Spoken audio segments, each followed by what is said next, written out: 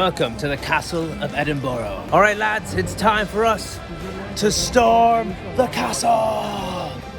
The enemy left the gates open. We were able to take the gates quite easily. This castle was initially built in the 11th century. This castle was fought over heavily when the English and the Scots were fighting each other back in the 1300s. In 1314, a small group of Scotsmen led by King Robert the Bruce, yes, that was the same king from Braveheart, scaled the walls here at night and they overwhelmed the English, taking over the castle. Sons of Scotland!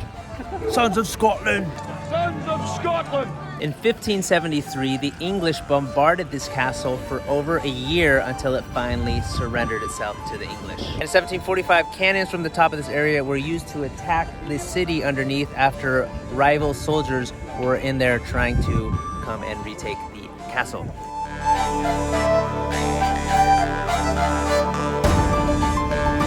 We've seen many castles in Scotland and Ireland, but none of them compared to this. This is a proper castle, something you see straight out of Game of Thrones. Such an incredible place, you know, located up here in this mountain. You can see what the Bible talks about when it says build your house on a rock. I think it's a pretty good example. The governor of the castle would live here in the governor's house.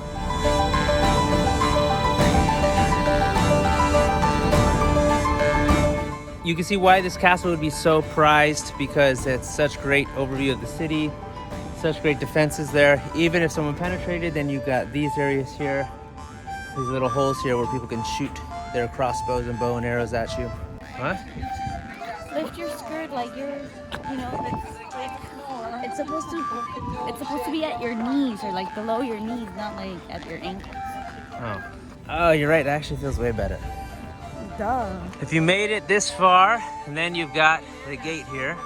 This is Edinburgh's oldest building. It's a chapel here at the top of the castle, built in 1130. I'm sure people who lived up here would use it for prayer, probably especially before battles. Inside this building is what's called the Stone of Scone, or the Stone of Destiny. It's a large red sandstone rock, and it was apparently used back in 840 when the first king of Scotland was crowned. This stone was used as part of his coronation. Over the next 400 years, different kings also used this stone when they were also crowned in Scotland. But in 1292, the English did the unthinkable. They invaded Scotland, they kidnapped the stone and took it back to Westminster Abbey and built it into the foundation there. And that became a symbol that the English could also rule Scotland as well. The stone was considered so significant that even up through the 1900s, English monarchs still were crowned using the stone. And during World War II, the stone was taken away and put into hiding in case of invasion from the Nazis. But in 1950, about 650 years after the stone was first taken from Scotland,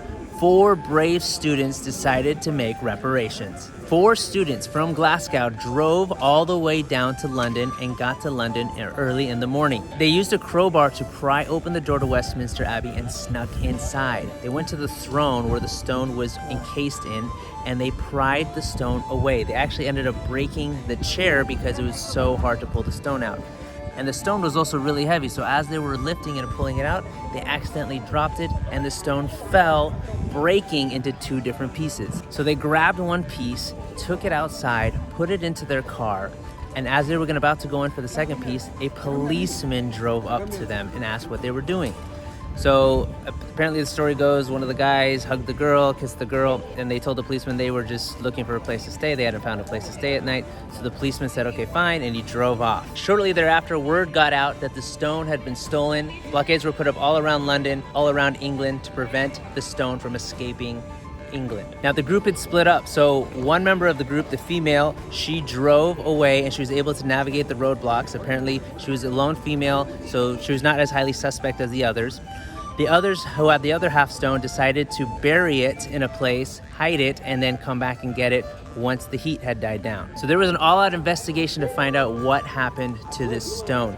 And investigators went to the University of Glasgow and find out that the students had checked out books about Westminster Abbey, so they decided to question these 4 students. But surprisingly, none of them confessed to the crime, and the investigation didn't go anywhere. The students then contacted a local church and gave the stone to the church members, but the church, not wanting to get involved in any of this, decided to call the authorities. The authorities came and picked up the stone. The stone was returned to England, and the Queen of England, when she was coronated in 1953, actually sat upon the stone.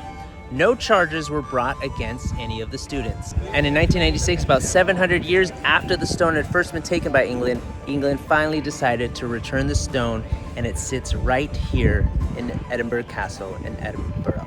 This is such a cool story, I know, and I didn't probably fully do it justice, but you can actually watch a movie about it called Stone of Destiny. It is available. Check it out. Really, really cool.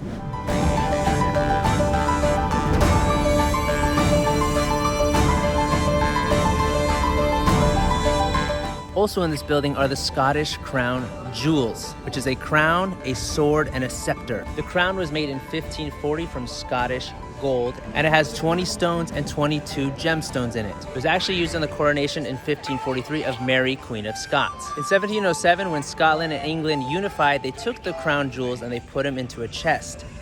But when they went to go look for them, they couldn't find them because they didn't actually remember exactly where they put them. So these jewels went missing for about 100 years until they were finally discovered in the early 1800s. Cool stories, I know. I'm telling you, Scotland, England, there's so much cool history and culture in this area.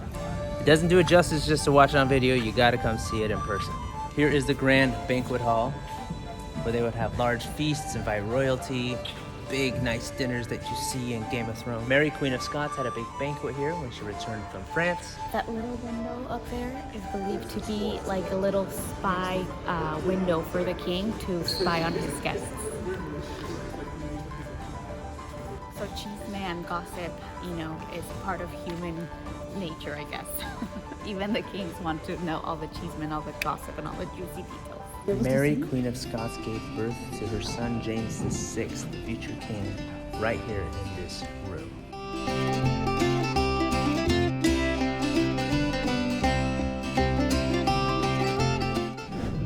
I need to what? Unpick? Unpick the stitching here. It's not meant to be like that. So what do I do?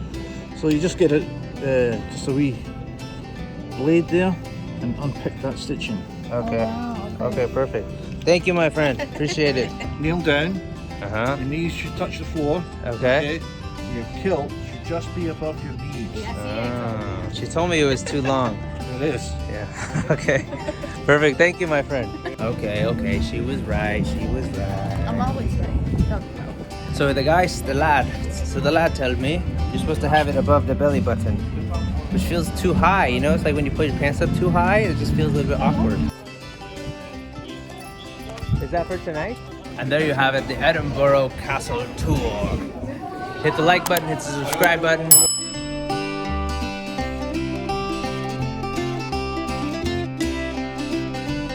No, tattoo does not mean something you get tatted on your arm like you might think. Tattoo here means display or show. And we are about to see the military display show right outside Edinburgh Castle.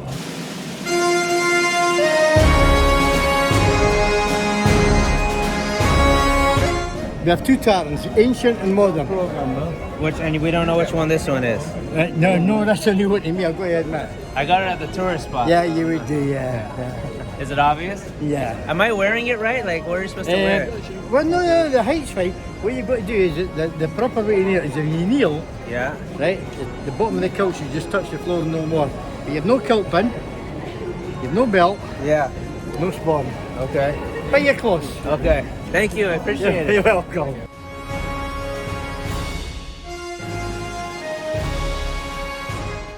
Oh, you should see the Colosseum spanner. It is time.